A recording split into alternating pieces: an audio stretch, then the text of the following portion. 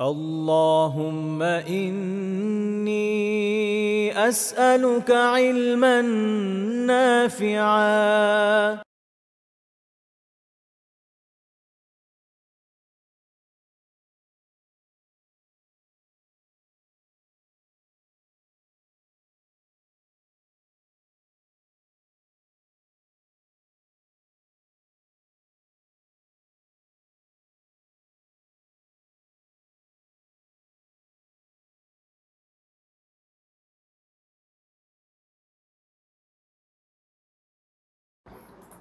إن الحمد لله نحمده ونستعينه ونصلي على رسوله الكريم وعلى آله وصحبه أجمعين أما بعد আল্লাহ তাআলার অশেষ শুকরিয়া যে তিনি আমাদের তৌফিক দিয়েছেন আমরা নববী আদর্শের আরেকটি দর্শ করতে যাচ্ছি আলহামদুলিল্লাহ।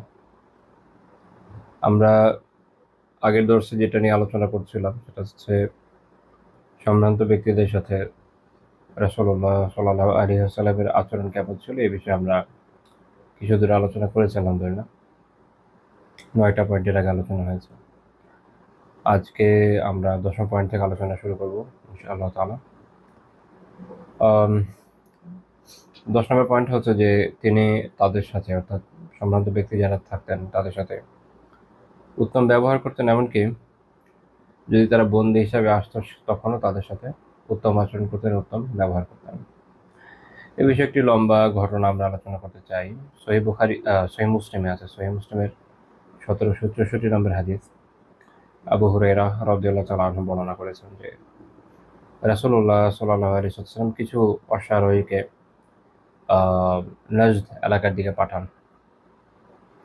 তারা ওখানে বনু হানিফা, একটা গোত্র ছিল বনু হানিফা, এই গোত্র থেকে একজনকে ধরে নিয়ে আসেন। তো তার নাম ছিল সুমামা বিন ওসাদ।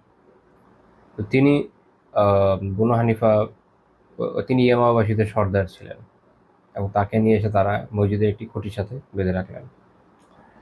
তো এটা হচ্ছে সহিহ মুসলিমের বর্ণনা। আর ইবনু হিশাম রাহমাতুল্লাহ আলাইহি তার সিরাতে সেখানে তিনি আলোচনা করেছেন যে লা ইয়াশউরুনা মান হুয়া, যারা তাকে ধরে নিয়ে এসছে তারা অনুধাবন করেনি যে তিনি কে, অর্থাৎ তিনি যে বনু হানিফার সর্দার এটা তারা জানতো না। তো যখন রাসূলুল্লাহ সাল্লাল্লাহু আলাইহি ওয়াসাল্লামের কাছে তাকে নিয়ে আসা হলো, তিনি বললেন আতাদরুনা মান আখাযতুম, তোমরা কি জানো যে তোমরা কাকে ধরেছো? হাযা সুমামা ইবনু উসাল আল হানাফি, হচ্ছে সুমামা বিন উসাল বনু হানিফার সর্দার, যে তার কথা আল্লাহ রাসূল উল্লেখ করেন ও বলেন যে সিনু ইসারা, তার যে আটক অবস্থা এটাকে তোমরা সুন্দরভাবে রাখো আর কি। এবং ইমাম ইবনে হিশাম রাহিমাহুল্লাহ যারা বর্ণনা করেছেন যে রাসূলুল্লাহ সাল্লাল্লাহু আলাইহি ওয়াসাল্লাম এরপর তার পরিবারের কাছে গিয়ে বললেন যে ওই সময় তো আসলে নির্দিষ্ট কোনো জেলখানা বা এরকম কোনো ব্যবস্থাপনা ছিল না, রাখা হতো কারো না কারো বাড়িতে, কারো না কারো অধীনে, এবং তাদের কাছে এই দায়িত্ব দেওয়া হতো। তো ওনাকে, উনি তখন ইসলাম কবুল করেননি সুমামা, ওনাকে তখন মসজিদ নববীর সামনে সেখানে আটকে রাখা হয়। তো রাসূলুল্লাহ সাল্লাল্লাহু আলাইহি ওয়াসাল্লাম তার নিজের পরিবারের কাছে বললেন যে ইজমাউ মা কানা ইনদাকুম মিন তাআম ফাবআথু বিহি ইলাইহি, তোমাদের কাছে কি কি খাবার আছে তা একত্রিত করে এবং তা তার কাছে পাঠাও। তো এক্ষেত্রে বোঝা যাচ্ছে যে রাসূলুল্লাহ সাল্লাল্লাহু আলাইহি ওয়াসাল্লাম তাকে যথেষ্ট গুরুত্ব দিচ্ছেন এবং তার প্রতি অনুগ্রহ করছেন, যেহেতু তিনি বনু হানিফার সর্দার, তাকে এভাবে ট্রিট করা হচ্ছে যেমন একজন সর্দারের সাথে ট্রিট করা উচিত। তো সেই মুসলিমের বর্ণনা আছে যে রাসূলুল্লাহ সাল্লাল্লাহু আলাইহি ওয়াসাল্লাম তার কাছে আসতেন, এসে বললেন, প্রথমবার এসে বললেন যে সুমামা কেমন মনে হচ্ছে? তো তিনি উত্তর দিলেন যে হ্যাঁ, ভালোই তো মনে হচ্ছে, মানে ওভারঅল সিচুয়েশন ভালোই, দেখে তার কাছে খারাপ মনে হয় নাই। কারণ বনু হানিফা এই গোত্র ইসলামের সাথে এরকম শত্রুতা পোষণ করছিল। তো ওই সময়কার আরবদের যে রীতি, তাতে তো এরকম মনে হতে পারতো যে ধরার পর তো আর আমাকে আর ছাড়বে না, বিষয়টা এরকম হয়নি। এই জন্য ওনার ভালোই মনে হচ্ছিল। তো তিনি বললেন যে যদি আপনি আমাকে হত্যা করেন তাহলে তো এমন ব্যক্তিকে হত্যা করবেন। এখন যেই শব্দটা ওখানে আছে সেটা হচ্ছে এরকম, ইন তাকতুল দা দামিন, যদি আপনি মারেন তো এমন জনকে মারবেন যে হচ্ছে দুদাম। মানে এটা দিয়ে কি বোঝায়?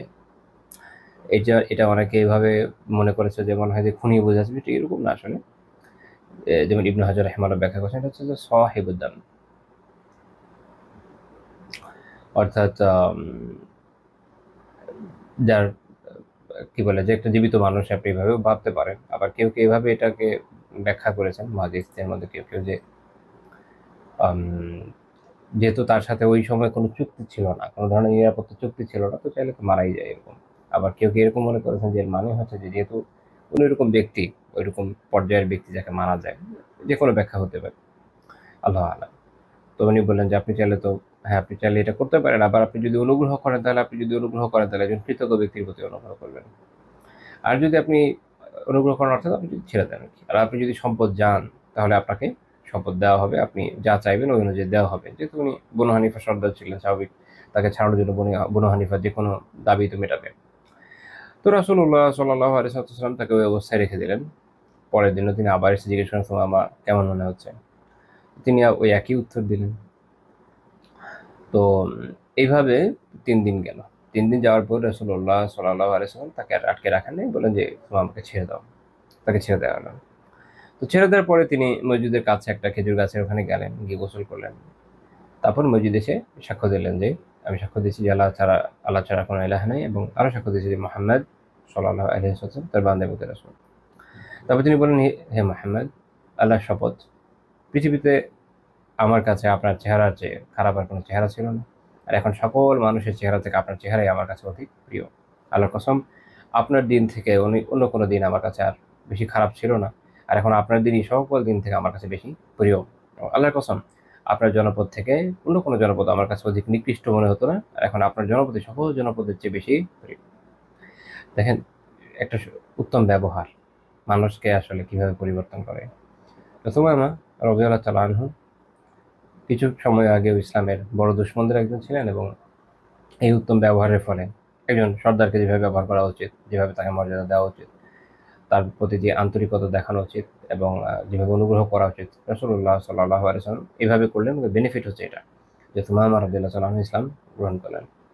এবং তারপর তিনি বললেন যে আপনার অশ্বারোহী সৈনিকরা আমাকে যখন ধরে নিয়ে এসে, তখন আমি আসলে উমরা করতে যাচ্ছিলাম, এখন আপনি কি বলেন? তো রাসূলুল্লাহ সাল্লাল্লাহু আলাইহি ওয়াসাল্লাম তখন তাকে অনুমতি দিলে তিনি মক্কায় গেলেন ওমরা করতেন। এখন যেহেতু মুসলিম হয়ে গেছেন, এখন তো সালাত আদায় করছেন। তো ওখানে এক লোক তাকে বলে যে তুমি কি ধর্মান্তরিত হয়েছো কিনা? তিনি বলেন যে না, আমি আল্লাহ রাসূল সাল্লাল্লাহু আলাইহি ওয়াসাল্লামের কাছে ইসলাম গ্রহণ করেছি। এবং মক্কাবাসীদের উপর এত খেপে গেছিলেন, তিনি বললেন যে আল্লাহর কসম, ওনার যে এলাকা ইয়ামামা ছিল মক্কার খাদ্য শস্যের মূল উৎস আর কি। ওখান থেকে গম আসতো, গমের সাপ্লাই আসতো। মক্কাতে তখন কিছু উৎপাদন হতো না, গম আসতো ইয়ামামা থেকে। তো উনি বললেন যে আল্লাহর কসম, ইয়ামামা থেকে একটা গমের দানাও তোমাদের কাছে পৌঁছাবে না যতক্ষণ না রাসূলুল্লাহ সাল্লাল্লাহু আলাইহি ওয়াসাল্লাম তাদের সম্মতি দেন। এটা হচ্ছে ইসলামের ইতিহাসে প্রথম বয়কট। বয়কট করে না?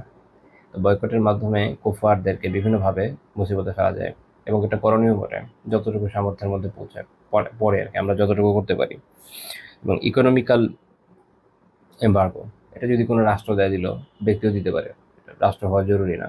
সুমামা রাদিয়াল্লাহু তাআলা আনহু তিনি তো ইসলামী রাষ্ট্রের আমির ছিলেন না, উনি ওনার নিজস্ব অবস্থান থেকে এই ঘোষণা দিয়েছেন যে আমি দিব না, আমার অঞ্চল থেকে যেটা আছে আমি দিব না। পরে রাসূলুল্লাহ সাল্লাল্লাহু আলাইহি ওয়াসাল্লাম অবশ্যই অনুমোদন করে থাকবেন, কারণ অনুমোদন না করলে তার এটা আসে নাই। একটা লম্বা সময় পর্যন্ত এটা চলেছে। ইমাম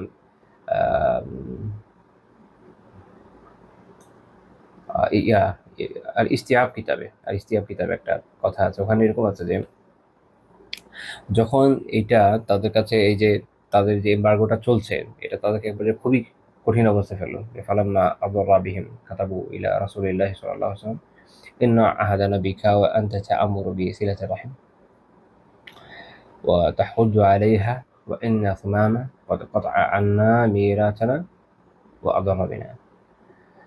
তো তারা মক্কাবাসীদের উপরে এই এমবার্গো এত ক্রিটিক্যাল হয়ে গেল, তাদের ওখানে খাদ্যর অভাব হয়ে গেল, এবং তারা খুব ক্ষতিগ্রস্ত হয়ে গেল। তখন তারা আল্লাহ রসুলের কাছে চিঠি লিখলো মক্কাবাসীরা, আপনার সাথে আমাদের একটা চুক্তি আছে, এবং আপনি তো আত্মীয়তার বন্ধন বজায় রাখতে উৎসাহ দেন। আর অন্যদিকে, আর এটা বুঝাচ্ছে যে আমরা তো আপনার আত্মীয়। আর অন্যদিকে সুমামা আমাদের এখানে খাদ্য সরবরাহ বন্ধ করে দিয়েছে এবং আমাদের ক্ষতি করেছে। فإن رأيت أن تكتب إليه أن يخلي بيننا وبين ميراثنا فافعل।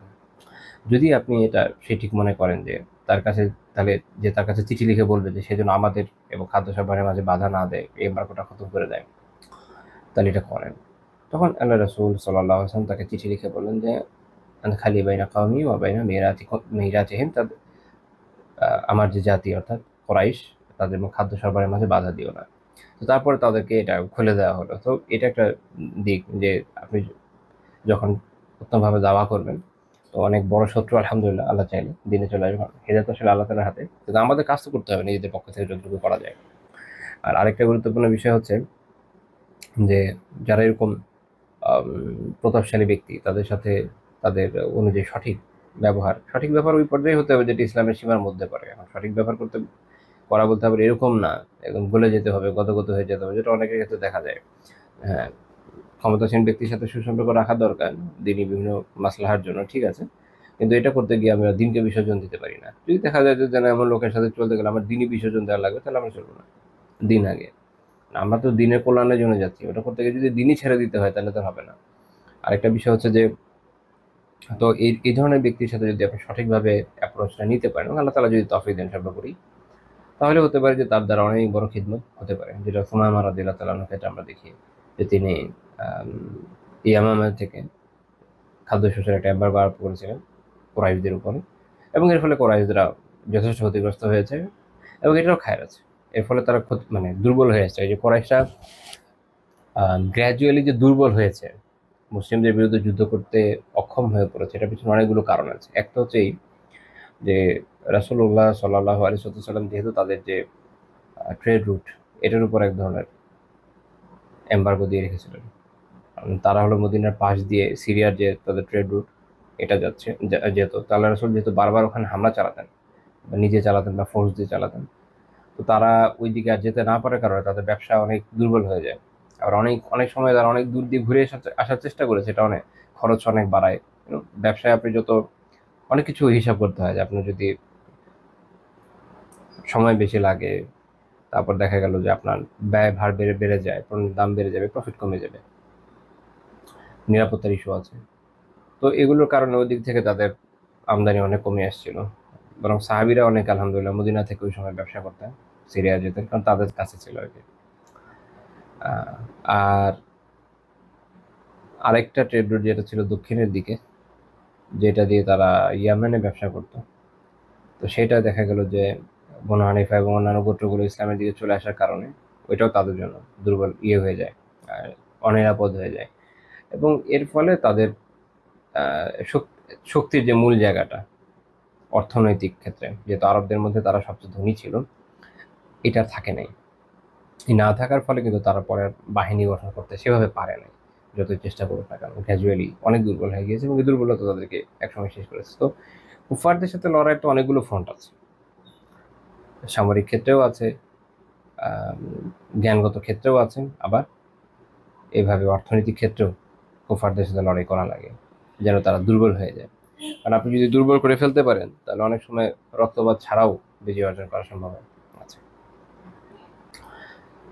11 নম্বর পয়েন্ট, যে তারা যদি এরকম ব্যক্তি যারা, তারা যদি দেখা করতে চাইতেন, তিনি তাদের সাথে দেখা করতেন, অর্থাৎ এরকম করতেন না যে না দেখা করবো না,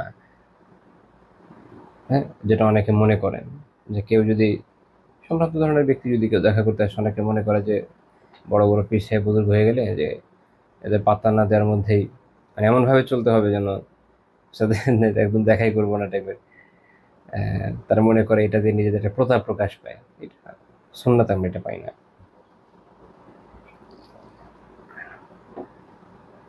রাসূলুল্লাহ সাল্লাল্লাহু আলাইহি ওয়াসাল্লাম দেখা করতেন, এবং এটা খায়েরও আছে। জারির রাদিয়াল্লাহু তাআলা আনহু বর্ণনা করেছেন, সহিহ বুখারীর হাদিস 3035 নম্বর, যে বা হাজাবানি নবী সাল্লাল্লাহু আলাইহি ওয়াসাল্লাম মুনযু আসলামতু, আমি যখন থেকে ইসলাম কবুল করেছি তিনি কখনো আমার থেকে কোনো, মানে এমন কোনো বাধা দেন নাই মাঝখানে দেখা করার ক্ষেত্রে, কোনো ধরনের পর্দা রাখেন নাই। যখনই দেখা করতে চেয়েছেন দেখা করেছেন, এটাই বোঝাচ্ছেন যে মাহাজাবানি, তিনি সবসময় আমার সাথে দেখা করতেন। এটা এই যে এই কথাটা উল্লেখ করার কারণ কি? কারণ হতে পারে যে অনেকের হয়তো অনেক সময় গুরুত্বপূর্ণ ব্যক্তির সাথে দেখা করতে অনেক সময় বাধা থাকে, পরিচিত হলেও হয়, অনেক কিছু হয়। তো তো উনি বুঝাচ্ছেন যে আল্লাহ রাসূল এমন ব্যক্তি ছিলেন যে দেখা করতে চাইলে দেখা করা যেত। এটা হচ্ছে তার বিশেষত্ব, যেটা পরবর্তীতে যখন শাসন ক্ষমতায় রীতিমতো রাজকীয় শান শওকতের বহিঃপ্রকাশ ঘটে ইসলামী রাষ্ট্রগুলোতে, এক একজন রাজা হয়ে যায়, তখন এই জিনিসটা বিলুপ্তির দিকে চলে যায়। তখন তো দেখা করা খুব টাফ, এবং তখন একটা পদই তারা তৈরি করে ফেললো হাজিব। বলা বলতে পারেন যে বাদশার নিরাপত্তা বাহিনীর প্রধান আর কি। হুবহু বাংলা করা টাফ, কারণ বাংলাতে এই ধরনের জিনিস ছিল না। তো এরা হচ্ছে বা দ্বার রক্ষী, অনেকে অনুবাদ করে, এটা পারফেক্ট না, শুধু দ্বার রক্ষী না, যথেষ্ট ক্ষমতাবান ব্যক্তি ছিল। যাই হোক, তো এরা দেখা যেত কন্ট্রোল করতো কে যাবে কে আসবে ইত্যাদি, কে দেখা করতে পারবে কি করতে পারবে না। আল্লাহ রাসূল সাল্লাল্লাহু আলাইহি ওয়াসাল্লামের সাথে দেখা করার ক্ষেত্রে এই ধরনের কোনো সমস্যা ছিল না, যে কেউ চাইতো উনি দেখা করতেন। এই জন্য উনি এটা যে জারি রাদিয়াল্লাহু তাআলা আনহু তো আপ্লুত হয়ে বলছেন, কারণ তিনি তো এই জিনিসটা কোনোভাবে নিচ্ছেন, খুব পজিটিভলি নিচ্ছেন যে তিনি এমন একজন ব্যক্তি যে তার কাছে অ্যাক্সেস ছিল সবসময় আমাদের। এবং আসলে এখন আলহামদুলিল্লাহ যারা আল্লাহ তাআলা মেহবুব আহলুল ইলম, যাদের কাছে দেখবেন যে অ্যাক্সেস পাওয়া যায়, এখন এটা তো ঠিক আছে, পারিবারিক ইস্যু আছে, কাজ আছে, সবসময় তার আপনি পাবেন না, বাট মোটামুটি যার কাছে মোটামুটি ভালো অ্যাক্সেস পাওয়া যায়, অ্যাটলিস্ট নিজের দুঃখ কষ্টের কথা বলা যায়, কোনো প্রশ্ন থাকলে করা যায়, এগুলো মানুষ তাকে অনেক মহব্বত করে, ভালোবাসে, এটাই বাস্তবতা। তো তিনি বললেন যে যখন থেকে ইসলাম গ্রহণ করেছি কখনোই আমাকে বাধা দেননি। ওয়ালা রাআনি ইল্লা তাবাসসামা ফি ওয়াজহি, আর যখনই আমার সাথে দেখা হয়েছে তখনই তিনি আমাকে চোখের চেহারায় একটা সবসময় মুচকি হাসি ছিল। এটা রাসূলুল্লাহ সাল্লাল্লাহু আলাইহি ওয়াসাল্লাম একটা অসাধারণ বৈশিষ্ট্য। তিনি সবসময় যখন দেখা করতেন কারোর সাথে, ওনার সবসময় চেহারায় মুচকি হাসি থাকতো। এটা একটা সুন্নাহ, এটা আমরা পরে আলোচনা করব ইনশাআল্লাহ। তো তিনি বলছেন যে ওয়ালাকাদ শাকাউতু ইলাইহি আন্নী লা আসবুতু আলাল খাইল। তিনি বলছেন যে আমি একবার তার কাছে এই বিষয়ে অনুযোগ করলাম যে আমি তো ঘোড়ার পিঠে স্থির থাকতে পারি না, কারণ ওই সময় তো জিহাদ করতে গেলে ঘোড়ার পিঠে স্থির থাকা দরকার। তো তিনি বলছেন যে আমি পারি না।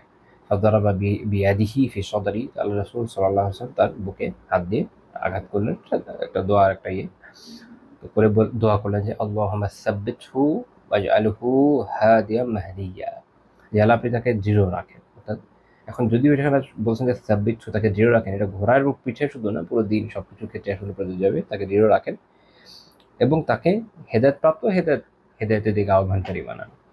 একজন মানুষের দুইটা জিনিসই ভালো লাগে, নিজেও হেদায়েতের উপর থাকতে হয়, আরেকজনকে হেদায়েতের উপর আহ্বান করতে হয়। রাসূলুল্লাহ সাল্লাল্লাহু আলাইহি ওয়াসাল্লাম যখন দোয়া করছে, দোয়াও খুব সুন্দরভাবে করছে, তার দোয়াও অসাধারণ, তার দোয়াও অসাধারণ। দোয়াগুলো নিয়ে ভাবাও খুব জরুরি, দেখবেন যে দোয়াতে এত সুন্দর সুন্দর শিক্ষা আছে, বলে বোঝার মতো না। তো তিনি এই যে দোয়াটা করছেন, দেশের জন্য হেদায়েত প্রাপ্ত এবং হেদায়েতের দিকে আহ্বানকারীও হয়। ইবনু বাত্তাল রাহিমাহুল্লাহ তাআলা সহিহ বুখারীর ব্যাখ্যাতে এটাতে অনেকগুলো শিক্ষা এই হাদিস থেকে উল্লেখ করেছেন। আমরা যদি সংক্ষেপে একটু দেখি, একটা হচ্ছে তিনি বলছেন যে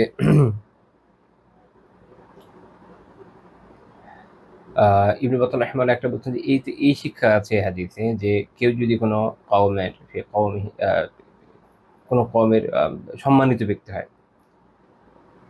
তো সেক্ষেত্রে তিনি বলছেন যে লাহু হুরমাতুন ওয়া মাকানাতুন আলা মান হুয়া দুনাহু, যে তার ক্ষেত্রে অন্যদের চেয়ে, অর্থাৎ অন্যদের থেকে যদি সে সম্মানিত হয়, সম্ভ্রান্ত হয়, তার মর্যাদা সম্মান এটা তুলনামূলক কি হবে, একটু বেশি হবে। আল্লাহ রাসূল ওইভাবেই আচরণ করতেন। এটা নিয়ে আমি এর আগে আপনাদের সামনে আলোচনা করেছি যে মূলনীতিটা কি, বুঝিয়ে দিয়েছি যে এই ধনতান্ত্রিক ব্যবস্থা এবং সমাজতান্ত্রিক ব্যবস্থা, ইভেন সোশ্যালিস্ট যে ব্যবস্থা, ওইটার ইসলাম আসলে এক না। ইসলাম ব্যক্তিকে তার অবস্থানে রাখে, এটা নিয়ে আমরা এর আগে আলোচনা করেছি, ওই জন্য ওইদিকে আর যাচ্ছি না। তো তিনি বলছেন যে কারণ হচ্ছে যে জারির রাদিয়াল্লাহু তাআলা আনহু তার কওমের নেতা ছিলেন। এরপরে তিনি একটা খুব সুন্দর কথা বলেছেন যে ফিহি আন্না লিকা আন-নাস বিত-তাবাসসুম ওয়া তালাকাতিল ওয়াজহ মিন আখলাকিন নাবাবিয়্যাহ ওয়া হুয়া মুনাফিন লিতাকাব্বুরি ওয়া জালিবুল লিল মাওয়াদ্দাহ। তিনি বলছেন যেখানে এই একটা শিক্ষা রয়েছে যে মানুষের সাথে প্রফুল্ল চেহারায় এবং মুচকি হাসির সাথে মানুষের সাথে সাক্ষাৎ করে, এটা আখলাকুন নববী আখলাকের অন্তর্ভুক্ত, নববী আখলাকের একটা বিষয়। তো দুইটা বিষয়, এক হচ্ছে চেহারাটা উজ্জ্বল হওয়া দরকার, তলাকাতুল ওয়াজহ, চেহারাটা প্রফুল্ল থাকা দরকার, হাসি খুশি বলি না আমরা, একটু হ্যাপি টাইপের। আরেকটা হচ্ছে এখন আপনার দুঃখ কষ্ট থাকতে পারে, এই মুহূর্তে আপনি অনেক কষ্টে আছেন, তখন দরকার নাই, সেটা আলাদা বিষয়। কিন্তু স্বাভাবিকভাবে যখন আমরা দেখা করব, আমাদের মধ্যে একটা হাস্যজ্জ্বল ভাব থাকা দরকার, খুশি খুশি ভাব থাকা দরকার, মুখে একটু মুচকি হাসি থাকা দরকার। আল্লাহ তাআলা আমাদের তৌফিক দেন যেন আমরা পারি। অনেক ক্ষেত্রে দেখা যায় যে আহ, দেখা সাক্ষাৎ হচ্ছে, কেউ এরকম মুখ গোমরা করে থাকেন, বা তার মানসিকতা এরকম হয় যে আপনারই হয়তো মন খারাপ হয়ে যাবে, একটা আলোচনা হয়তো করতে চান, কিছু একটা জিজ্ঞেস করতে চান, চেহারাই এরকম, মাশাআল্লাহ, জিজ্ঞেস করার আগে 10 বার চিন্তা করতে হয় যে বলবো না বলবো না বলবো না বলবো না। এটা আসলে নববী আদর্শের মধ্যে যায় না। হ্যাঁ, আমি যে হালাল হারামের ইস্যু না, ইস্যুটা হচ্ছে যে আমরা তো রাসূলুল্লাহ সাল্লাল্লাহু আলাইহি ওয়াসাল্লামের জীবন থেকে শেখার চেষ্টা করছি নিজেদের জীবনে আত্মস্থ করার জন্য এই আমলগুলো। তো তার তার মাঝে সর্বোত্তম আদর্শ রয়েছে সকল ক্ষেত্রে, মানুষের সাথে সাক্ষাৎ করার ক্ষেত্রেও, মানুষের সাথে কিভাবে, মানুষের সাথে আমি কিভাবে তাকাবো, কিভাবে কথা বলবো, সেই ক্ষেত্রেও তো। তো সেখানে আমরা দেখি যে রাসূলুল্লাহ সাল্লাল্লাহু আলাইহি ওয়াসাল্লামের যে আহ, আদর্শ, সেটা ছিল এরকম যে তিনি মানুষের সাথে খুব হাস্যোজ্জ্বল ভাবে দেখা করতেন। তার আহ, তার যে অ্যাপিয়ারেন্স ছিল, এটার মধ্যে একটা প্রশ্রয় দেওয়ার ভাব ছিল, যে কারণে তো মানুষ তাকে যে কোনো কিছু মনের কথা বলে দিতে পারত, আর ওই কারণে এত আপন করে নিতে পারতো। তো যদি এরকম একদম মনে করেন যে খুব গোমরা হয়ে থাকেন, গোমরা একটা ভাব চেহারার মধ্যে সবসময়, মুচকি হাসি তো প্রশ্ন ওঠে না, মানুষ বলবে যে জালালি মেজাজ, আল্লাহ জানে কোথাকার মেজাজ এগুলো। তো একটা শাহেনশাহী বাদশাহী শান শওকতের সাথে চলে, ভালো, মানুষের দেখতে ভালোই লাগে, কিন্তু এটা আল্লাহ রাসূলের আদর্শ থেকে অনেক দূরে, আল্লাহ রাসূলের আদর্শ থেকে অনেক দূরে। এটা তো আমরা আহ, কাউকে রেফারও করতে পারি না, প্রেফারও করতে পারি না। তো আল্লাহ তাআলা তৌফিক দেন আমরা যেন নববী আদর্শের সাথেই নিজেদেরকে খাপ খাইয়ে নিতে পারি, আমাদের জীবনে ধারণ করতে পারি। তো ইমাম ইবনে বাত্তাল রাহিমাহুল্লাহ আরেকটা কথা বলেছেন যে এটার বেনিফিট কি, এইটা তাকাব্বুর, মানুষের মধ্যে যে অহংকার আছে না, অহংকারের বলতে পারে যে বিনাশক, অহংকারের বিপরীত। কারণ যার মধ্যে অহংকার আছে সে এরকম ভাব নিয়ে চলে, কিন্তু যার মধ্যে অহংকার নেই সে একদম সহজ সরল ধরনের হয়, মানুষের সাথে সহজে মিশে, হাস্যজ্জ্বল ভাবে তার সাথে দেখা করে। তো তার মধ্যে আর অহংকার জিনিস আসলে ভাবে আসে না। আরেকটা জিনিস হয়, সেটা হচ্ছে এইভাবে দেখা করার ফলে মানুষের সাথে ভালোবাসা সৃষ্টি হয়, ভালোবাসা অর্জনের কারণে পরিণত হয়, বন্ধুত্ব, ভালোবাসা, মওয়াদ্দা হচ্ছে বন্ধুত্ব, ভালোবাসা, মৈত্রী, এগুলো তৈরি হয়ে যায়। তো এই জন্য এই বৈশিষ্ট্য আমাদের মধ্যে থাকা খুব জরুরি। তো এখানে আরেকটা জিনিস উনি বের করেছেন শিক্ষা, সেটা হচ্ছে এখানে যে ফুরুসিয়া অশ্বারোহণের যে ফজিলত, সেটা এখানে জানা যাচ্ছে। এবং এই জন্য উনি বলছেন যে এই জন্য আহ, ইয়ামবাগি আন ইয়াতাআল্লামাহু আর-রাজুলু শরীফ ওয়া রাইস, যারা সম্ভ্রান্ত ব্যক্তি, যারা নেতৃস্থানীয় ব্যক্তি, তাদের এটা শেখা উচিত। আল্লাহ তাআলা কিয়ামত পর্যন্ত ঘোড়ার কপালে বরকত তো লিখেই রেখেছেন। তো ওটা সবসময় কাজে আসবে, যতই দুনিয়া আধুনিক হোক না কেন। এখন আমাদের সময় তো আসলে আমাদের দেশ বা এইসব অঞ্চলে ঘোড়া জিনিসটা এমনিও খুব মানে বিচিত্র। আমাদের এখানে আসলে অত ভাড়া ঘোড়া পাওয়া যায় না। আপনারা দেখবেন যে ঘোড়ার খুব ভালো ভালো কিছু ব্রিড আছে, অ্যারাবিয়ান হর্স আছে, ইংলিশ হর্স আছে, তারপর আপনার মঙ্গল হর্সেস আছে, আলাদা আলাদা খুব এলিট ব্রিড আছে। বেঙ্গল হর্স বলে কোনো ব্রিড নেই এখানে কোনো, এখানে সবসময় টাট্টু করে চলে আসছে, কারণ আমাদের এখানে আসলে আগে ছিল নদী, আপনারা জানেন, বিপুল পরিমাণ নদী ছিল, এটা আসলে নদী বিধৌত এলাকা, ভরাট করে করে আজকের অবস্থায় আমরা এসেছি। যেমন আমি এখন যে জায়গাটা আছি, এটাও একসময় নদীর ভিতরেই ছিল, ভরাট হয়ে এই অবস্থায় এসছে। তো এখানে আসলে অশ্বারোহণ ওইভাবে আসে নাই, নৌকা হরণে যেভাবে এসছে। তো এই কারণে আমাদের রক্তের মধ্যেও নাই। যাই হোক, এই যে অশ্বারোহণ একটা গুরুত্বপূর্ণ বিষয়। আল্লাহ আলাম, আগামী দিনে মানুষের প্রযুক্তি আসলে যেভাবে আগাচ্ছে, হতেও পারে যে যে এই অ্যানালগ জাতীয় জিনিসগুলো খুব কার্যকর হয়ে উঠতে পারে, বুঝছেন? যে ধরেন গাড়িও হয়তো এত বেশি আপডেটেড হবে, এআই দিয়ে চলবে, তখন যে কেউ যে কোনো জ্যামার দিয়ে এটা অফ করে দিলে দিতেও পারে। তো ঘোড়া বা গাধা টাইপের জিনিস, খচ্চর টাইপের জিনিস, সেটা দ্বারা তো, সেটাকে তো আসলে আপনি জ্যাম করতে পারবেন না কোনো মেশিনারি দিয়ে। তাই এটা একটা গুরুত্বপূর্ণ বিষয়। আল্লাহ আলম, ভবিষ্যৎ কেউ বলতে পারবো না, বাট ঘোড়া থাকবে ইনশাল্লাহ। আচ্ছা, তারপর এখানে আরেকটা বিষয় হচ্ছে যে এখানে একটা শিক্ষা পাওয়া গেল যে কোনো আলিম বা ইমাম, শাসক যিনি, তিনি যদি কারো কথা বলার জন্য, দোয়া করার জন্য গায়ে হাত দেন বা হালকা আঘাতও করেন বুকে, এটা কোনো সমস্যা নেই। আরেকটা বিষয় হচ্ছে যে দোয়ার ক্ষেত্রে যে ফিহি বারাকাতু দাওয়াতিন নবী, নবী সাল্লাল্লাহু আলাইহি ওয়াসাল্লামের দোয়ার বারাকা এখানে পাওয়া গেল, কারণ তিনি যখন এই দোয়া করলেন, রেওয়ায়তে কি আছে যে তিনি জারির রাদিয়াল্লাহু তাআলা আনহু কখনো ঘোড়া থেকে আর পড়েন নাই। আল্লাহ রাসূল এর দোয়া তার জন্য কবুল হয়েছে। আচ্ছা, আমরা পরের পয়েন্টে চলে যেতে পারি। 12 নম্বর পয়েন্ট, যে তিনি তাদের যে কল্যাণকর গুণ এটার প্রশংসা করতেন। আমরা অনেক সময় যেটা হয় যে মানুষের গুণ উল্লেখ করার ক্ষেত্রে অনেক কার্পণ্য করি। আল্লাহ তাআলা যদি কারো কোনো সুন্দর গুণ দেন, কল্যাণকর গুণ দেন, এটা বলা উচিত, তার জন্য কল্যাণের দোয়া করা উচিত। যদি তার মধ্যে অহংকারের সম্ভাবনা থাকে তো তার সামনে বলার দরকার নেই, অন্যদের কাছে হলেও বলা উচিত। কিন্তু আমরা দেখা যায় কি বলতে চাই না। এটা এমন ধরনের কার্পণ্য যেটা কেন করি আল্লাহ আলাম, আই ডোন্ট নো। ইমাম আহমদ রাহিমাহুল্লাহ তাআলা তার মুসনাদে একটা হাদিস উল্লেখ করেছেন 19180, ইবনে খুজাইমা রাহিমাহুল্লাহ অন্যান্য ইমামরাও করেছেন। জারির রাদিয়াল্লাহু তাআলা আনহুর বর্ণনা, তিনি বলছেন যে যখন আমরা মদিনার কাছে আসলাম তখন আমি আমার বাহন বসালাম, আমার যে ব্যাগে কাপড় থাকে এটা খুললাম, ভালো সবচেয়ে সুন্দর পোশাক পরিধান করলাম। তারপরে গিয়ে দেখি যে রাসূলুল্লাহ সাল্লাল্লাহু আলাইহি ওয়াসাল্লাম তখন খুতবা দিচ্ছেন। তিনি বললেন যে লোকেরা একদম, হয় না যে আপনি কোথাও গেলেন, আপনার কথা আলোচনা হলো, তখন মানুষ কি করে তাকিয়ে থাকে, এরকম বলছে যে এরকম তাকিয়ে আছে আমার দিকে। তো উনি বুঝতে পারলেন যে হয়তো ওনার কথা এখন মাত্র আলোচনা হয়েছে কিনা। তো এটাও আল্লাহ রাসূল সাল্লাল্লাহু আলাইহি ওয়াসাল্লামের, আল্লাহ আলাম, উনি যদি দেখে থাকেন তাহলে তো হয়তো আগে দেখেছে যে আসছে, যে অনেক দূর থেকে দেখা যায়। আরবে হচ্ছে কি রাস্তা একদম ফ্ল্যাট, অনেক দূর পর্যন্ত দেখা যায়। আরেকটা হতে পারে যে এটা তার মুজিজা হতে পারে যে তিনি জানতেন যে তিনি আসছেন, জারির রাদিয়াল্লাহু তাআলা আসছেন। তো যাই হোক, মূল কথা হচ্ছে যে যখন সবাই ভাবে তাকিয়ে আছে, তো জারির রাদিয়াল্লাহু তাআলা আনহু একজনকে জিজ্ঞেস করলি, আব্দাল্লাহ আল্লাহর বান্দা, যাকারানি রাসূলুল্লাহ সাল্লাল্লাহু আলাইহি ওয়াসাল্লাম, আল্লাহ রাসূল আমার কথা উল্লেখ করেছেন? যে সে বলছে হ্যাঁ, নাম হ্যাঁ। যাকার আনিফান বিআহসানি যিকর, কিছুক্ষণ আগে আপনার ব্যাপারে খুব সুন্দর, অনেক অনেক সুন্দরভাবে আপনার কথা উল্লেখ করেছেন। তো কি বলেছেন? তিনি বলেছেন যে ইয়াদখুলু আলাইকুম মিন হাযাল বাবি আও মিন হাযাল ফাজ্জি মিন খিরি যি ইয়ামানিন ইল্লা আন্না আলা ওয়াজহিহি মাসহাকা মালাক। তো তিনি বললেন যে এই এখনই এই দরজা বা এই পথ দিয়ে তোমাদের কাছে ইয়েমেনের, উনি যেহেতু ইয়েমেনে ছিলেন, ইয়েমেনের উত্তম ব্যক্তি প্রবেশ করবে যার চেহারায় ফেরেশতার ছাপ রয়েছে। মাসহাতু মালাকিন দিয়ে আসলে বোঝানো হয় হচ্ছে মানে তো হচ্ছে স্পর্শের মতন, কিন্তু এটা দিয়ে আসলে আরবিতে কি বোঝানো হয়, ইমাম ইবনুল জাওজি রাহিমাহুল্লাহ তাআলা জামিউল মাসানিদে ব্যাখ্যা করছেন যে মাসহাতু মালাক দিয়ে এখানে আসলে বোঝানো হচ্ছে যে যেন তার মাঝে ফেরেশতাদের সৌন্দর্য আছে, ফেরেশতাদের যে সৌন্দর্য সেটা তার মধ্যে আছে, এটা বোঝানোর জন্য আরবিতে এটা বলে মাসহাতু মালাক। ফেরেশতাদের ছাপ বলতে আসলে ফেরেশতাদের সৌন্দর্য বোঝানো হচ্ছে যে এরকম সুন্দর একজন ব্যক্তি।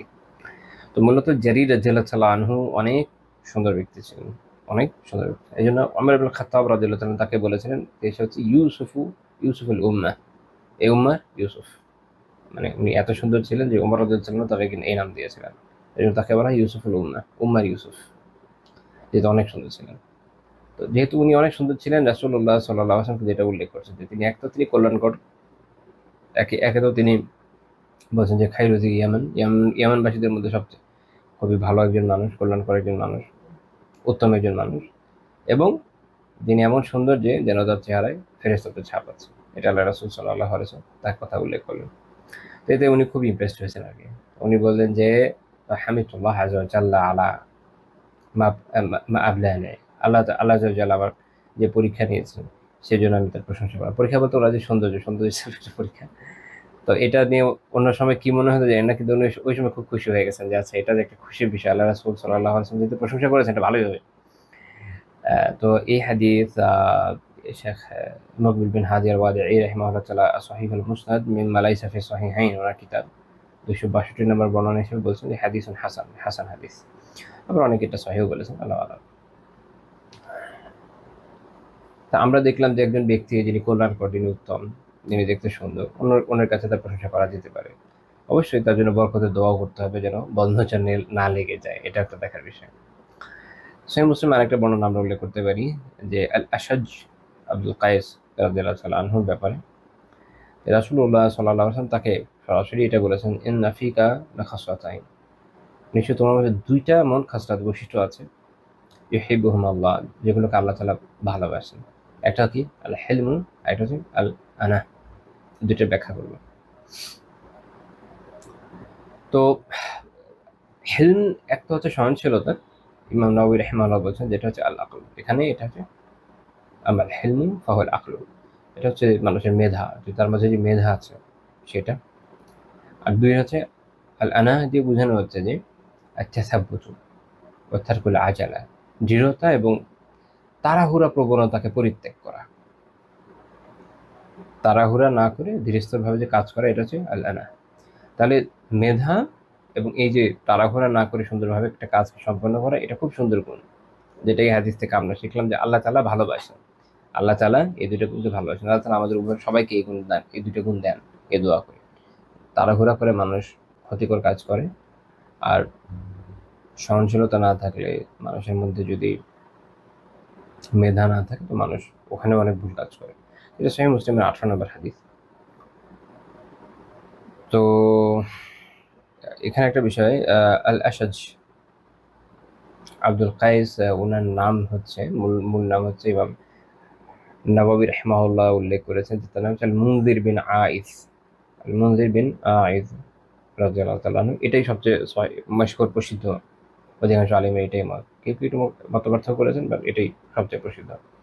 এখন কথা হচ্ছে যে আল্লাহ রাসূল সাল্লাল্লাহু আলাইহি ওয়াসাল্লাম কোন প্রসঙ্গে ওনার এই প্রশংসাটা করলেন। এটা হচ্ছে এই যে যখন ওয়াফদ বা ওই যে প্রতিনিধিদের আগমনের সময় অনেক বিভিন্ন গোত্রের প্রতিনিধিরা আসছে, তো ওনাদের যে গোত্র এটা যখন আসলো, তো মদিনার কাছে আসার পরে সবাই খুব তাড়াহুড়া করছিল, মানে খুব দ্রুত যাওয়ার জন্য। তো উনি আল আশাদ রাদিয়াল্লাহু তাআলা আনহু, তিনি যেটা করলেন যে তিনি এটা করতে দিলেন না। তিনি তাদের সবার জিনিসপত্রকে গুছালেন, উটগুলাকে বাঁধলেন, এবং লাবিসা আহসানা সিয়াবিহি, তিনি তার সবচেয়ে সুন্দর কাপড়টা পরলেন। এখান থেকে আমাদের একটা বিষয় বোঝা দরকার যে আম, কি বলবো এটাকে, অনাড়ম্বরতা, ইসলাম এটাকে শেখায়। অনাড়ম্বরতার মানে আবার এইটা না নোংরামি, অনাড়ম্বরতার মানে আবার এটাও না যে একদম অসুন্দর অপরিচ্ছন্ন জিনিস কেউ পরবে, এটাও না। এটা হচ্ছে আপনি সুন্দর পোশাক পরবেন, পরিচ্ছন্ন পোশাক পরবেন, কিন্তু খুব জাঁকজমকপূর্ণ পোশাক নয়, অনেক দামি পোশাক নয়। এই যে একটা ব্যালেন্স, এটা শিখতে হবে। রাসূলুল্লাহ সাল্লাল্লাহু আলাইহি ওয়াসাল্লামের নিজের জীবনেও এটা পাবেন, সাহাবীদের জীবনে পাবেন। দু একটা ব্যতিক্রম পাওয়া যায়, এটা বিশেষ কারণে। যেমন ওমর রাদিয়াল্লাহু তাআলা আনহু, তিনি এমন জামা পরতেন এটাতে অনেকগুলো তালি ছিল, এটা বিশেষ কারণে। ওইটা ওই সময় উম্মার উপরে অনেক বড় দুর্ভিক্ষ ছিল দীর্ঘ সময়।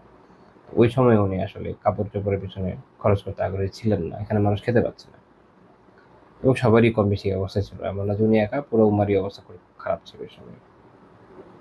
তো যাবতীয় রেওয়ায়াতকে যখন সামনে রাখা হয়, ফুকাহারা এই হুকুমই দেন যে সুন্দর পরিচ্ছন্ন ভালো কাপড় পরিধান করে, এটা সুন্নাহর ভিতরেই পড়ে, না থাকলে ওটা আলাদা কথা। তো আমরা এখানে এটা দেখছি যে আল্লাহ সাদ রাদিয়াল্লাহু কি করছেন, তিনি তার সবচেয়ে সুন্দর কাপড় পরে আল্লাহ রাসূলের সাথে দেখা করতে যাচ্ছেন। তো আমরা যখন সালাতে যাব, তখন যেমন সুন্দর কাপড় পরবো, সামর্থ্য মোতাবেক, বাড়াবাড়ির প্রয়োজন নেই। কোনো গুরুত্বপূর্ণ অনুষ্ঠানে যাব, কোনো ভালো মানুষ, নেককার মানুষের সাথে দেখা করতে যাব, সেক্ষেত্রেও। এখানে একটা মজার বিষয় দেখবেন যে মানুষ দুনিয়াবি প্রতাপশালী ব্যক্তিদের কাছে যাওয়ার সময় মনে করেন যে কারো যদি দাওয়াত দেয়, এনিহাউ কোনো বড় কোনো জায়গায়, মনে করেন ওই যে ঈদে প্রধানমন্ত্রী রাষ্ট্রপতির প্রাসাদে দাওয়াতটাও দেয় না, দেখবেন যে একদম সেই কাপড় চোপড় পরে যাবে। কিন্তু একজন নেককার ব্যক্তির কাছে দেখা করতে যাবে, ধরেন কোনো আলিমের কাছে যাবে দোয়া চাইতে যায় আমাদের দেশে মানুষ, যাই হোক।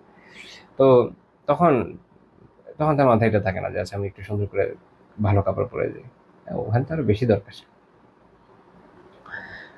তো তিনি যখন রাসূলুল্লাহ সাল্লাল্লাহু আলাইহি ওয়াসাল্লামের কাছে গেলেন, তো আল্লাহ রাসূল সাল্লাল্লাহু আলাইহি ওয়াসাল্লাম তাকে তার পাশে বসালেন, আজলাসাহু ইলা জানিবি, আল্লাহ রাসূল তাকে তার পাশে বসালেন। তো তাকে তখন যেটা হলো যে রাসূলুল্লাহ সাল্লাল্লাহু আলাইহি ওয়াসাল্লাম তাদেরকে এটা বললেন যে তুবাইউনা আলা আনফুসিকুম ওয়া কওমিকুম, তোমরা নিজেদের এবং তোমাদের জাতির পক্ষ থেকে কি আমার কাছে বায়াত নিবে? তো যারা উপস্থিত ছিল সবাই বললাম হ্যাঁ, কিন্তু আল আশাদ রাদিয়াল্লাহু আনহু কিন্তু এটা বলেন নাই। উনি বললেন জি ইয়া রাসূলুল্লাহ, যে আপনি এরকম গুরুত্বপূর্ণ একটা কথা বলেছেন। তিনি বলছেন যে ইন্নাকা লাম তুযাউিলির রাজুলা আলা শাইইন আশাদ্দা আলাইহি মিন দীনিহি, আপনি আমাদের মানুষের কাছে, তাদের কাছে যে বিষয়গুলো মানে আপনি যে দিন নিয়ে এসছেন মানুষের কাছে, এটা আসলে আমি এক কথায় যদি অনুবাদ করি যে তাহলে একজন ব্যক্তির কাছে তার উপর সবচেয়ে ভারী যে জিনিস চাপিয়ে দেওয়া হচ্ছে সেটা হচ্ছে কি তার দিন, অর্থাৎ সে তো তার আগের যে দিন এটা বাদ দিয়ে এখন নতুন একটা দিনে আসতে হবে, এটা খুব কঠিন কাজ। তিনি বলছেন যে এটা নুবাইয়ুকা, আমরা আপনার কাছে আলা আনফুসিনা আমাদের ব্যাপারে বায়াত নিয়ে নিব। এখন কিন্তু আমাদের পিছনে যে জাতি রেখে আসছি ওটার ব্যাপারে কেমনে গ্যারান্টি দিব যে তারা নিয়ে নেবে কিনা। এই জন্য বলছেন যে নূর সিলু মাইয়াদউহুম ফামান ইত্তাবা'না কানা মিন্না ওয়া মান আবা কাতালনাহু। তো তারপরে দাওয়া পাঠানোর পরে যদি আমার জাতির বাকি লোকরা মেনে নেয় তাহলে আমরা তো আলহামদুলিল্লাহ মেনে নিল, আমরা একমত হয়ে গেলাম। বাট যদি না হয়, যদি সেটা তারা প্রত্যাখ্যান করে তো আমরা তাদের সাথে যুদ্ধ করব। অর্থাৎ ওনার এখানে গুরুত্বপূর্ণ দুইটা জিনিস আছে দেখা গেল। এক হচ্ছে আকাল, উনি বিষয়টাকে পারফেক্টলি অ্যাসেস করছেন, মানে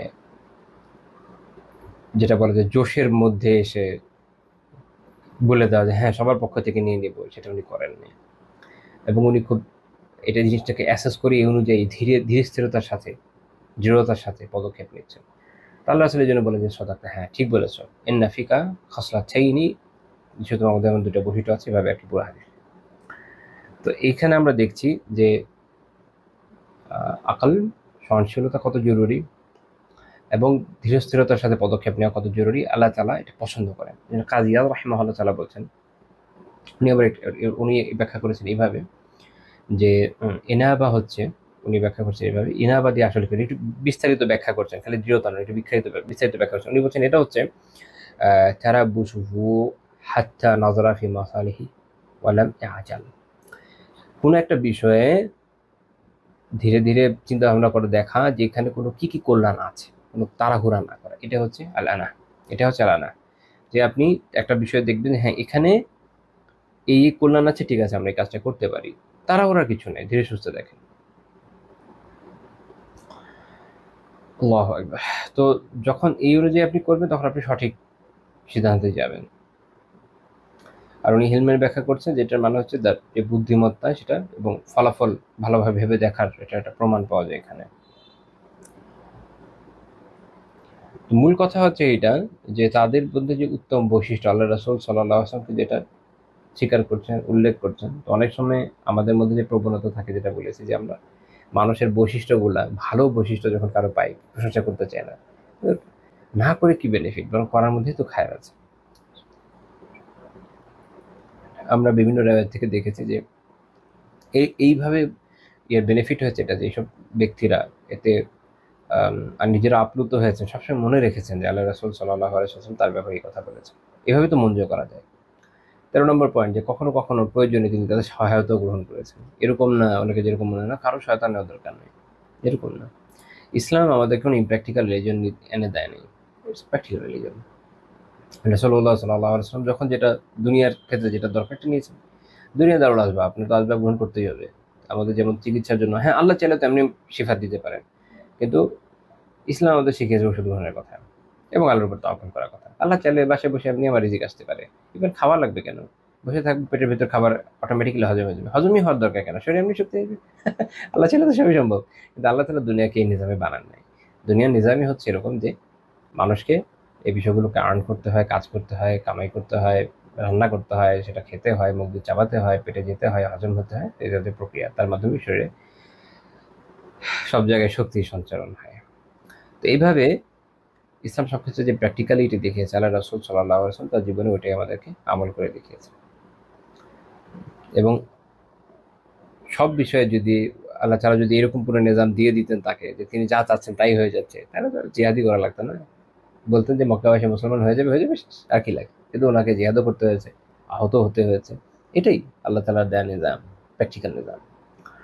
তো যখন প্রয়োজন পড়েছে তিনি দেখা গেছেন এরকম ব্যক্তিদের থেকে সহায়তা নিয়েছেন, কুফারদের মধ্যে যারা ছিল তাদেরও। রিসেন্ট সময় একটা সুন্দর সিরা আছে লুলুল মাকনুন ফি সিরাতিন নাবিয়্যিল মা'মুন, আরবিটা দেখেছি, বাংলা তো মনে হয় না, যে সুন্দর সিরা, ওখান থেকে আমি একটা অংশ নিয়েছি। এটা অন্যান্য কিতাবেও আসছে, যে ঘটনাটা উল্লেখ করতে যাচ্ছি। ইবনে কাইয়িম রাহিমাহুল্লাহ জাদুল মাআদে, ইবনে হিশাম তার সিরায়, ইবনে কাসির বিদায় নিহায় আছে, তারপর সুবুলুল হুদা ওয়ার রাশাদে, ইবনে সাদ তাবাকাতুল কুবরাতে, ইমাম বাইহাকী দালাইলুন নবুওয়াতে। রাহিমাহুল্লাহ। সবগুলো কিতাবে এই ঘটনাটা এসছে, আমি একত্রে উল্লেখ করছি, কোথাও এইটুকু এসছে কোথাও এইটুকু আসেনি, এভাবে।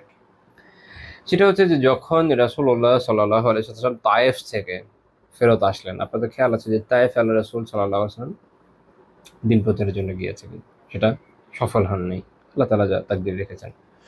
তো তিনি যখন মক্কাতে ব্যাক করলেন, তিনি কিন্তু মক্কাতে ঢুকতে পারছিলেন না। আচ্ছা, কেন ঢুকতে পারছিলেন না? এর কারণ হলো, আল্লাহু আ'লাম এটা আপনারা জানেন কিনা,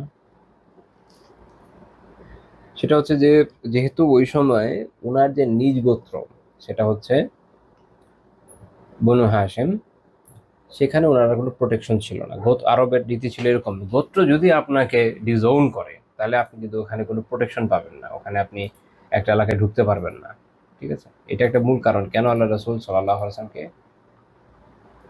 আরেকজনের কাছ থেকে নিরাপত্তা চাইতে হয়েছে। মূল বিষয় হচ্ছে যে আবু তালিবের মৃত্যুর পরে আবু লাহাব বনু হাশিমের সর্দার হয়, কারণ সে আল্লাহ রাসূল সাল্লাল্লাহু আলাইহি ওয়াসাল্লামকে কোনো ধরনের প্রোটেকশন দিতে রাজি ছিল না।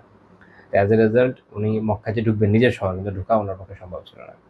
তো তিনি তখন খুজাআ গোত্রের একজন লোককে, যার নাম হচ্ছে আব্দুল্লাহ বিন উরাইকিত, তাকে আল আখনাস বিন শারিয়াতের কাছে পাঠান প্রথমে, যে থেকে তাকে আশ্রয় দিবে কিনা। তো আল আখনাস তিনি বলেন যে আনা হালিফ কুরাইশ, আমি কুরাইশের মিত্র, ওনার সাথে একটা চুক্তি আছে। তো তো অর্থাৎ যেহেতু উনি চুক্তিবদ্ধ, তার কথা হচ্ছে এই হালিফ মূল গোত্রের বিপক্ষে কাউকে আশ্রয় দিতে পারে না, অস্বীকৃতি জানায়। তারপর তিনি সোহেল বিন আমর তার কাছে পাঠান নিরাপত্তা চেয়ে। তো সোহেল বিন আমর তিনি এটা বলেন যে বানি আমির বিন লুয়াই, এটা তার গোত্র, বনু আমির বিন লুয়াই, এইটা বনু কাব, এই গোত্রের উপরে কাউকে নিরাপত্তা দিতে পারে না। এখানে মানে একটা পুরো সিস্টেম আছে, কে কার উপর পারে কে কার উপর পারে না, এগুলো বলে উনি রাজি হলেন না। তো তখন রাসূলুল্লাহ সাল্লাল্লাহু আলাইহি ওয়াসাল্লাম পাঠান আল মুতঈম বিন আদি এর কাছে। আল মুতঈম তিনি বলেন যে হ্যাঁ, না, আমি তাকে নিরাপত্তা দেব। তো তিনি আব্দুল্লাহ বিন উরাইকিতকে বললেন যে এরা মুহাম্মদকে বলেন সাল্লাল্লাহু আলাইহি ওয়াসাল্লাম আমার কাছে আসছে। তো আল্লাহ রাসূল যখন তার কাছে গেলেন, তার কাছে রাতে থাকলেন ওই দিন। পরের দিন যখন সকাল হলো, তখনকার নীতি ছিল যে নিরাপত্তা দিতে হলে কাবাতে গিয়ে ঘোষণা দিতে হতো। তো তিনি অস্ত্র নিয়ে এবং তার সন্তানদের নিয়ে, তার সন্তান 6 জন বা 7 জনের বর্ণনা পাওয়া যায়, আর কোনো কোনো বর্ণনায় 8 জনও আছে, বাট আমি যে কিতাবগুলো থেকে বলছি আমার যত খেয়াল আছে 6 আর 7-এর কথাই আছে। তো এই সন্তানদেরকে নিয়ে অস্ত্রসজ্জিত হয়ে মাঝখানে রাসূলুল্লাহ সাল্লাল্লাহু আলাইহি ওয়াসাল্লামকে নিয়ে কাবায় গেলেন, বলে যে তাওয়াফ করো, এবং তার সন্তানদেরকে রোকনের চারপাশে ছড়িয়ে দিলেন আল্লাহ রাসূলের নিরাপত্তার জন্য। তো তখন আবু সুফিয়ান তখন তো তারা ইসলাম কবুল করেন নাই, তিনি তখন আসলেন এবং বললেন যে মুজিরুন আম তাবে, আপনি কি তাকে আশ্রয় দিয়েছেন, নিরাপত্তা দিয়েছেন, নাকি অনুসরণ করা শুরু করেছেন? তো তিনি বলেন যে বাল মুজির, না বরং আশ্রয় দিয়েছে, নিরাপত্তা দিয়েছে। তো তখন আবু সুফিয়ান বলেন যদি সেটাই হয় তো তাহলে আমরা আপনার যে জিম্মাদারি এটাকে নষ্ট করবো না, এটা থাকবে, মানে আমরা আপনার মর্যাদাকে রক্ষা করব, আমরা এর বিপরীতে গিয়ে তাকে কোনো ধরনের ক্ষতিগ্রস্ত করব না। কদ আজারনা মান আজারতা, আপনি যাকে নিরাপত্তা দিয়েছেন তাকে আমরাও নিরাপত্তা দিব। তো যতক্ষণ রাসূলুল্লাহ সাল্লাল্লাহু আলাইহি ওয়াসাল্লাম তাওয়াফ করলেন, আবু সুফিয়ান ওখানেই বসা থাকলেন। যখন আল্লাহ রাসূলের তাওয়াফ শেষ হলো, উনি চলে গেলেন। তো বাকি যে সময়টা রাসূলুল্লাহ সাল্লাল্লাহু আলাইহি ওয়াসাল্লাম মক্কাতে ছিলেন, একদম চূড়ান্তভাবে হিজরত করে মদিনাতে যাওয়ার আগ পর্যন্ত এই মুতঈম বিন আদির নিরাপত্তাতেই ছিলেন। এছাড়া মুতঈম বিন আদি শিবে আবি তালিবে যখন রাসূলুল্লাহ সাল্লাল্লাহু আলাইহি ওয়াসাল্লাম বনু হাশিম এবং বনু মুত্তালিবকে নিয়ে ওই জায়গাতে আবদ্ধ ছিলেন, তখনও তিনি তাদের পক্ষে কাজ করেছেন, তাদের খাবার পৌঁছে দেওয়া সহ অন্যান্য বিষয়ে সাহায্য করেছেন। চুক্তি বাতিল, কুরাইশদের যে নিপীড়নমূলক চুক্তি যার আন্ডারে তারা তাদেরকে একঘরে করে দিয়েছিল, এটা বাতিল করার জন্য উদ্যোগ নিয়েছিলেন। তো উনি ইসলাম গ্রহণ করেন নাই, কাফের অবস্থায় মারা গেছেন। কিন্তু এই যে রাসূলুল্লাহ সাল্লাল্লাহু আলাইহি ওয়াসাল্লামের প্রতি তাদের ইহসান, এটা আল্লাহ সবসময় মনে রেখেছে। এবং সহিহ বুখারী 3139 নম্বর হাদিস দেখবেন যে যখন বদরের যারা বন্দীরা তাদেরকে আনা হলো, রাসূলুল্লাহ সাল্লাল্লাহু আলাইহি ওয়াসাল্লাম তাদের ব্যাপারে বললেন, বদরের যারা বন্দীদের ব্যাপারে বললেন, লাউ খান আলা মুতঈম ইবনে আদি হাইয়া, যদি মুতঈম বিন আদি জীবিত থাকতো আজকে, সুম্মা কাল্লামানি ফি হাউলাইন নাতনা, আর এইসব পঙ্কিল নোংরা লোকদের ব্যাপারে আমার সাথে কথা বলতো, উনি এদেরকে পঙ্কিল বলছেন এদের, কারণ হচ্ছে মুশরিকদের কাফের। ইমাম ইবনুল আসির রাহিমাহুল্লাহ জামিউর রসুলে ব্যাখ্যা করছেন না বলার কারণ হচ্ছে আল মুশরিকুনা নাজাস, মুশরিকরা নাপাক। নাপাক বলতে এটা শারীরিক নাপাক না, আত্মিক নাপাক। এর জন্য এটা বলতে বলতে মাজাজান রূপক ভাবে এটা বলছেন যে এইসব নোংরা লোকদের, কদর্য লোকদের ব্যাপারে যদি আমার কাছে ব্যাপারে কথা বলতো অর্থাৎ সুপারিশ করতো, তাহলে আমি তাদেরকে তার খাতিরে ছেড়ে দিতাম, তার খাতিরে ছেড়ে দিতাম। তো আলী মুতঈম বিন আদি যদি নিজে ইসলাম গ্রহণ করে না, কিন্তু এই যে দেখেন ভালো কাজের না একটা বেনিফিট আছে। মুতঈম বিন আদির ছেলে জুবাইর বিন মুতঈম বিন আদি বিন নওফালি রাদিয়াল্লাহু তাআলা উনি সাহাবী ছিলেন, এবং ওনার দুইজন ছেলে অর্থাৎ আলী মুতঈম বিন আদির নাতি মুহাম্মদ এবং নাফে, ওনার দুজনে বড় ফকিহ ছিলেন ইসলামের, সুবহানাল্লাহ, তাবি বড় ফকিহ ছিলেন। তো এটা পড়তে গিয়ে আমার জিনিস মনে পড়েছিল যে আসলে দেখেন নেক কাজের কিছু বেনিফিট তো আছে, আল্লাহ তাআলার প্রিয় বান্দাদেরকে সাহায্য করার কিছু বেনিফিট তো আছে।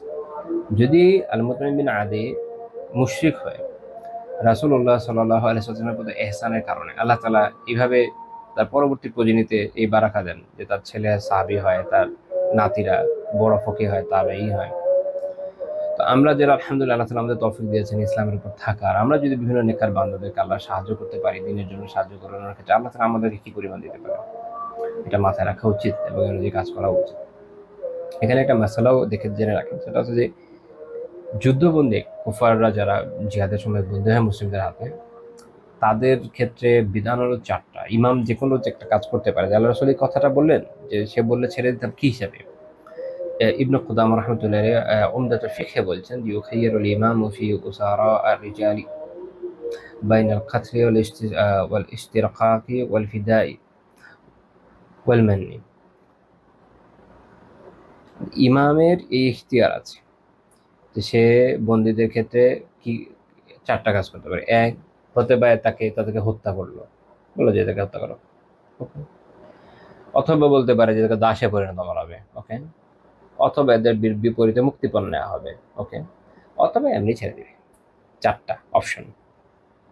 তবে তবে ওয়ালা ইখতারু ইল্লা আল আসলাহ লিল মুসলিমিন, মুসলিমদের মাসলা কোনো কল্যাণ ছাড়া এটা কোনোটা করবে না, অর্থাৎ যেটাই করবে এটার মূল কাজ হবে মুসলিমদের কল্যাণ এনশিওর করা।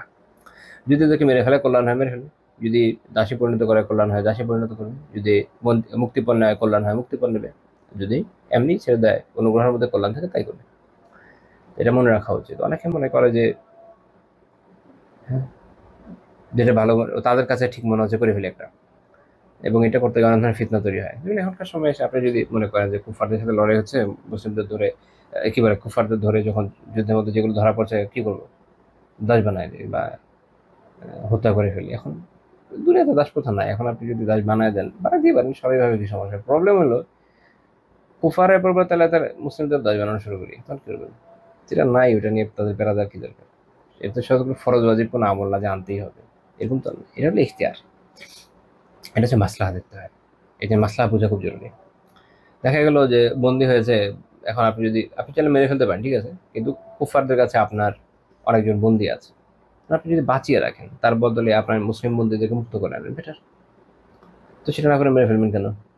ঠিক আছে, তো এটাই জন্য বোঝা লাগে, মাসলাহা বোঝা লাগে। খালি ওই যে শোফ হলে হয় না, এগুলো করতে গিয়ে তো মানুষ গুমরা হয়ে যায়, এ তো মুশকিল। আচ্ছা, তো এইটা আমরা বললাম যে তিনি প্রয়োজনে এরকম হেল্প নিয়েছেন। আমরা অনেক সময় দেখি যে অনেকে দিনের দাবার জন্য অনেক সময় হেল্প নেয়, তখন মানুষ অনেক ধরনের কথা বলে দিন না বোঝার কারণে। দিন তো একটা ব্যাপক জায়গা, এত সংকীর্ণগুলো সমস্যা। 14 নম্বর পয়েন্ট, যে সম্ভ্রান্ত ব্যক্তিরা যখন দাওয়াত দিত, রাসূলুল্লাহ সাল্লাল্লাহু আলাইহি ওয়াসাল্লাম দাওয়াতকে কবুল করতেন। সুনান আবি দাউদের 3854 নম্বর হাদিস, আনাস রাদিয়াল্লাহু আনহু বলছেন যে সাদ বিন উবাদা রাদিয়াল্লাহু তাআলা আনহু রাসূলুল্লাহ সাল্লাল্লাহু আলাইহি ওয়াসাল্লাম সাদ বিন উবাদা রাদিয়াল্লাহু আনহুর কাছে গেলেন। তো তিনি রুটি এবং তেল দিয়ে ওই সময় কাজে মেহমানদারি করলেন। তাহলে দোয়া করলেন এরপরে যে আফতারা ইনদাকুম সাইমুন ওয়া আকালা তুআমাকুমুল আবরার ওয়া সাল্লাত আলাইকুমুল মালায়েকা।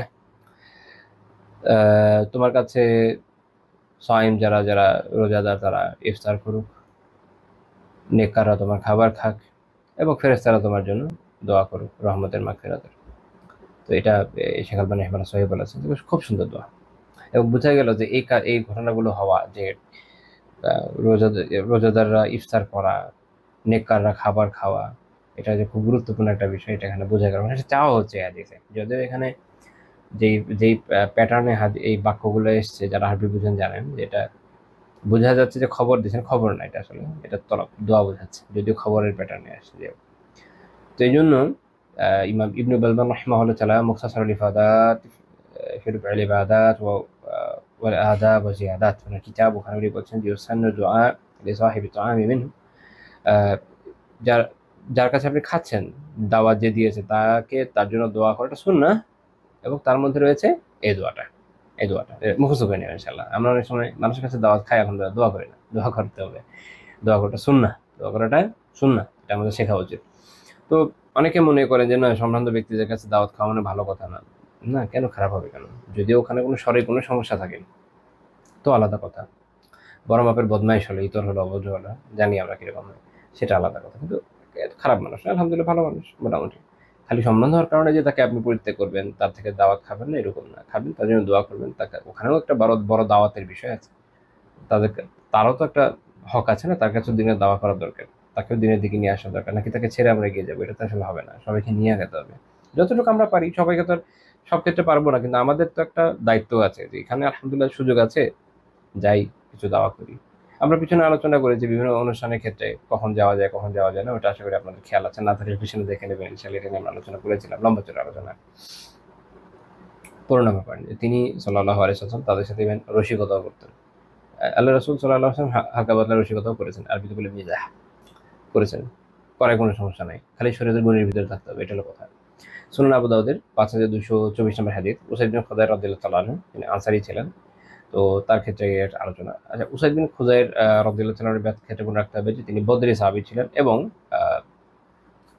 বায়াতে আকাবার ক্ষেত্রে উনি যে নকিব যারা ছিলেন, আনসারীদের যারা নেতৃত্ব দেওয়ার জন্য যাদেরকে আল্লাহ রাসূল নির্ধারণ করেছিলেন, তাদের মধ্যে উনি একজন ছিলেন। এবং তার ফজিলত এরকম, আয়েশা রাদিয়াল্লাহু তাআলা বলেছেন যে সালাসাতু মিনাল আনসার লাম ইয়াকুন আহাদুন ইয়াতাদু আলাইহিম ফাযলাহ, আনসারীদের মধ্যে তিনজন আছে যাদের ফজিলতে কেউ তাদের সমকক্ষ নয় আনসারীদের মধ্যে। কুল্লুহুম মিন বানি আব্দুল আশহাল, এদের প্রত্যেকে বনু আব্দুল আশহাল যে গোত্র, এই গোত্রের। তারা কে কে? সাদ ইবনে মুআজ, উসাইদ বিন খুদাইর, আর আব্বাদ বিন বেশর রাদিয়াল্লাহু তাআলা আনহু।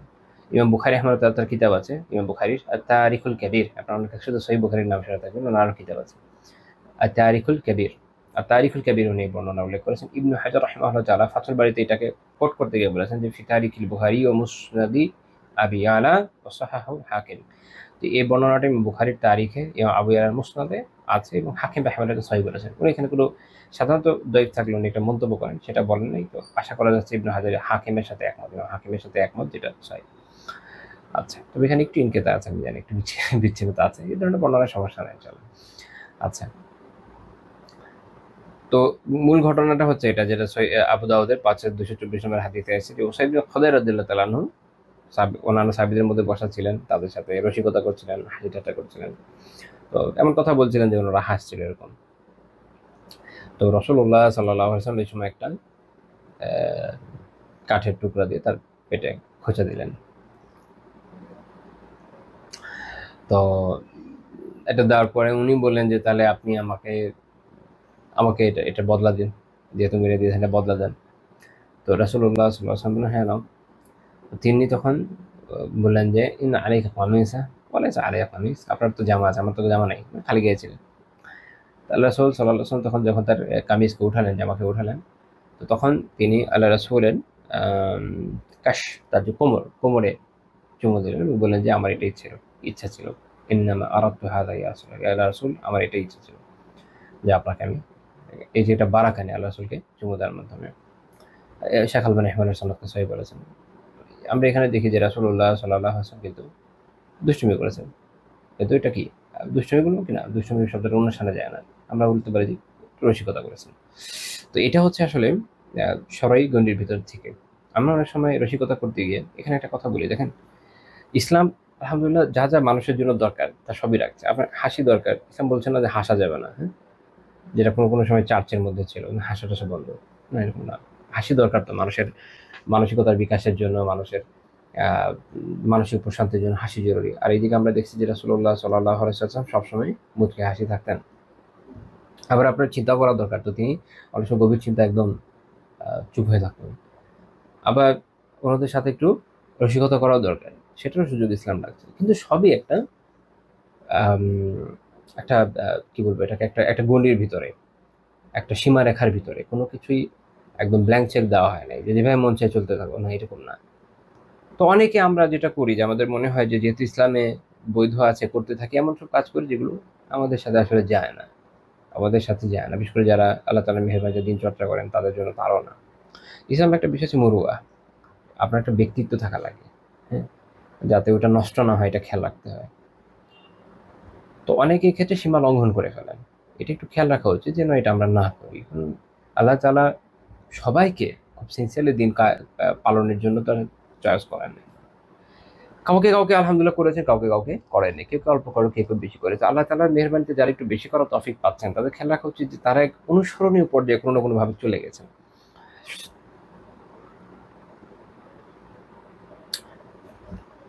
অনেক আগে আমি কোন এক আহ, পরিচিত একজন ব্যক্তিত্বের সাথে এরকম যাচ্ছিলাম, কোন এক বিষয়ে কথা হচ্ছিল।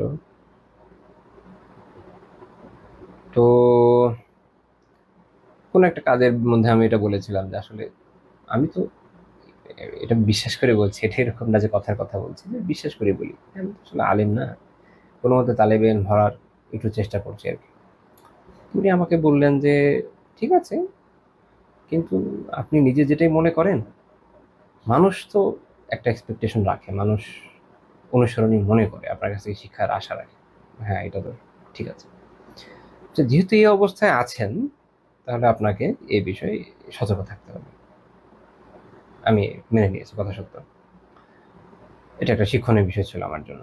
তো যেটা আমি মনে করছি বা যেটা আমি আপনাদেরকেও বলছি সেটা হচ্ছে যে যাদেরকে আল্লাহ তাআলা তৌফিক দিয়েছেন কিছুটা হলেও অগ্রবর্তী হওয়ার, অন্যদের তুলনায় একটু হলেও, তাদের থেকে অন্যরা কিছু শেখার আশা রাখে। তাদের এটা খেয়াল রাখা উচিত যে তারা যেন এই বিষয়ে সীমা লঙ্ঘন না করে। এবং আপনি যখন আপনার জীবনের প্রত্যেকটা কাজ ভেবে চিন্তা করবেন, ইনশাআল্লাহ তাআলা এই সমস্যা আপনার হবে না। আমরা কবিরা গুনাতে এটা নিয়ে আলোচনা করছি, মানুষের জবানের হেফাজত, খেয়াল করে দেখেন ওখানে। ওটা যারা ক্লাস করছেন না করবেন অবশ্যই, বা ভিডিও তো দেখে নিতে পারেন। আপনি যদি বুঝে শুনে কথা বলেন, জবানকে নিয়ন্ত্রণ রাখতে শিখেন, ভেবে চিন্তে আলোচনা করেন, আশা করা যায় যে ইনশাআল্লাহ তাআলা আপনার এই যে পদস্খলনগুলো সেভাবে হবে না। আমরা আসলে যখন চিন্তা ছাড়া কথা বলতে শুরু করি, রসিকতার সীমা লঙ্ঘন করে ফেলি, গুনাহ হয়ে যায়। এবং আমরা এরকমও দেখি যে, আল্লাহ মাফ করেন, সব তো বলতে চাচ্ছি না, এমনও দেখি যে যাদেরকে বাহ্যিকভাবে মানুষ অনুসরণ ইভেন মনেও করেন, তারা এমন ধরনের কথা বলে ফেলেন যেটা খুব বাজে এবং অনেকের উপর অনেক অনেক নেগেটিভ ইম্প্যাক্ট সেটা ফেলে। কখনো কখনো কারো দিনের উপরও নেগেটিভ ইম্প্যাক্ট ফেলে। গতকাল এক এক ছোট ভাইয়ের সাথে কথা হচ্ছিল, অনেক ছোট ভাই আর কি, আমার থেকে অনেক বছরের ছোট হবে।